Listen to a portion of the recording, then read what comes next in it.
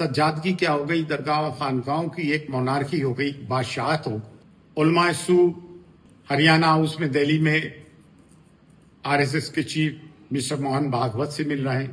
کیا آپ بتائیے RSS اور مسلمانوں کا کبھی میل ہو سکتا ہے؟ BJP کی پیرنٹ باڈی ہے RSS۔ 11 سال سے مسلمانوں پہ ایسا کون سا ظلم ہے جو نہیں ٹوٹا، حتیٰ کہ ہمیں جہادی، ٹیررسٹ، پاکستانی کہنے سے بھی گریز نہیں کرتے۔ یہ وہی لوگ ہیں، وہی دھرم گرو ہیں، وہی علماء سو ہیں مسلمانوں کے، جن کا مسلم معاشرے میں کوئی سے نہیں ہے، خود ساختہ نہ جانے کیا کیا بنے ہوئے ہیں۔ 20 سال ہمارے معصوم لوگوں کو ٹیررزم کے ایکٹ میں بند کر دیا جاتا ہے، اور پھر کورٹ کہتا ہے کہ ان کے اوپر کوئی جرم عائد نہیں ہوتا ہے۔ ظاہر سی بات ہے، پھنسایا جاتا ہے، لیکن کسی نے تو بلاسٹ کیا ہوگا، ان کو تو پکڑیں۔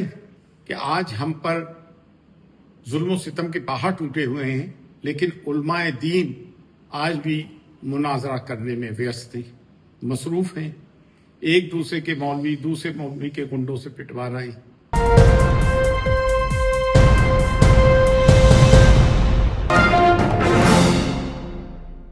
السلام علیکم، میں سید سرور چشتی اجمیر شریف سے۔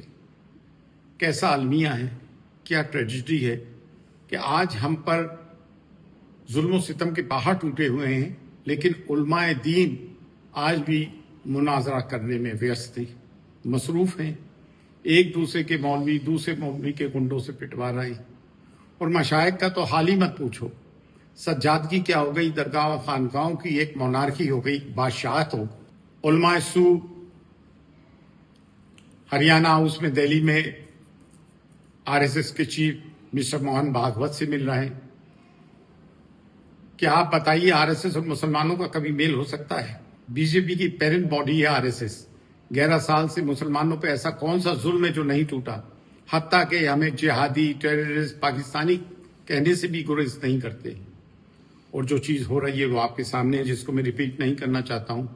اور وہی RSS کے چیف ان نام نہاد کے مسلم دھرم گروؤں سے ملتے ہیں۔ ایک تو گودی میڈیا جسے چاہتا ہے دھرم گرو کہہ دیتا ہے۔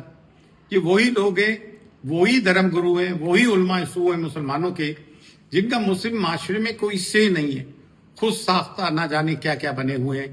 کبھی انہوں نے اینٹی مسلم ایکٹ، اینٹی مسلم آرڈیننسز کے خلاف آواز اٹھائی، جو ایک یہ ترمیمی بل آیا، ایکٹ بنا، وقف کا بل نہیں اب تو ایکٹ ہے، اس کے خلاف کبھی آواز اٹھائی؟ CA، NRC، دیگر اور چیزیں ہوئی، لو جہاد، فلاں جہاد، ٹمکانہ جہاد، ہاؤس ڈیمولیشن، کبھی نہیں۔ صرف ایک جھوٹی دیش بھکتی کا سہارا لے کر اپنے آپ کو بھاجپا کی نظروں میں چڑھانا اور اپنے اپنے چھوٹے مفادات کے لیے دین و ملت کو بیچنا۔ دوسری چیز، مشائخ ان کا تو عالمی مت پوچھو، اول صف میں بیٹھنے کا شوق ہے، سوائے دستپرسی اور نذرانی لینے کے علاوہ پیر صاحبان کو کچھ نہیں سوچ رہا ہے۔ ان کی طرف سے کبھی کوئی آوازیں اٹھی؟ ہاں ہوں گے اکے دکے بیچارے، اور وہ بھی بڑی میانی سی آواز آئی، بھانگے دوہل بولنا۔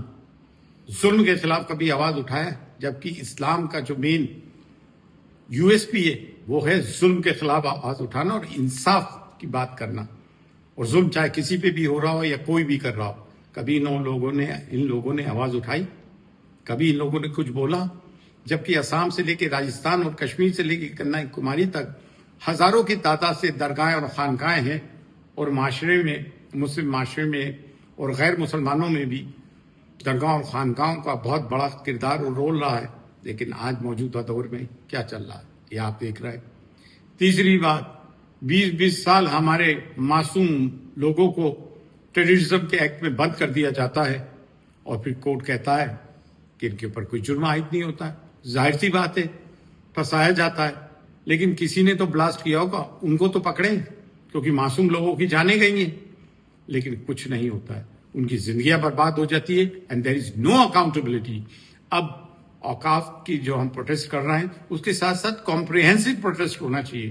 جو اس طرح کے چیف منسٹرز ہیں، پرائم منسٹر کیوں نہ ہو، کہتے ہیں کہ ان کے ویش بھوشا سے ان کو پہچانو، تو پھر ابھی جو کابر یاترا جا رہی تھی اس کی ویش بھوشا سے نہیں پہچانا جاتا ہے۔ ہمارے ساتھ کچھ ہوتا ہے، ہمارے بچے کچھ کرتے ہیں، وہ بھی پرووک کیا جاتا ہے، تب تو ان کے گھر بلڈوز کر دیے جاتے ہیں، ان کے فوٹو لگا دیے جاتے ہیں۔ اور ابھی کابر یاترا میں کیا ہوا؟ کیا کچھ نہیں ہوا؟ ان کے کوئی فوٹو نہیں لگائے جاتے. یہ ایک CRPF کے جوان کو مارے تو آدھے گھنٹے میں ان کی ضمانت ہو جاتی ہے, ان کے گھر بلڈوز نہیں ہوتے. صرف ہمارے ساتھ ہی یہ ظلم ہو رہا ہے, تو یہ اب ہمیں سوچنا پڑے گا اور کسی قسم کی ان سے کوئی امید نہیں رکھنا پڑے گی اور اپنی صفوں میں اتحاد قائم رکھنا پڑے گا. فی امان اللہ. اللہ حافظ.